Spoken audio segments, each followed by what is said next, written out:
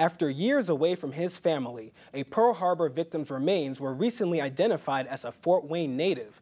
News Channel 15's Tony Sandlaven joins us in studio with details on the Fort Wayne family's reunion. Tony. Well, Kaitor, it's a story of what happens when hard work and family tradition meet. Arthur Glenn was killed in 1941 at Pearl Harbor when the USS Oklahoma capsized. Now, after years of research and advancing technology, his family is finally ready to give him a proper goodbye. Arthur to us was a bit of an urban legend for many years because of the fact that he died several years before anybody in our living generation was, born. December 7th, 1941 is a date that has lived in infamy. It's also the day Petty Officer First Class Arthur Glenn was killed in action.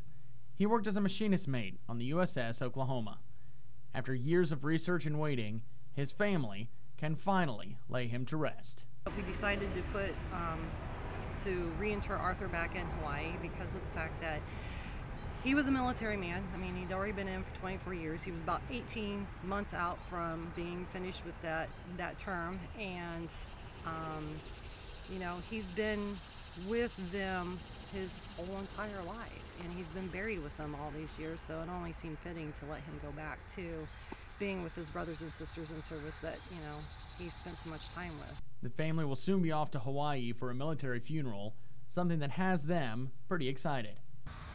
Just in general, when you watch or participate in a military funeral that you don't have anybody involved with, that's highly emotional. But now that you've got somebody involved in it, I'm sure it's going to be just an absolute, tearjerker, fill your heart with emotion type situations. Arthur Glenn's funeral is set for Tuesday. There is a Facebook page you can like to follow Arthur Glenn's story.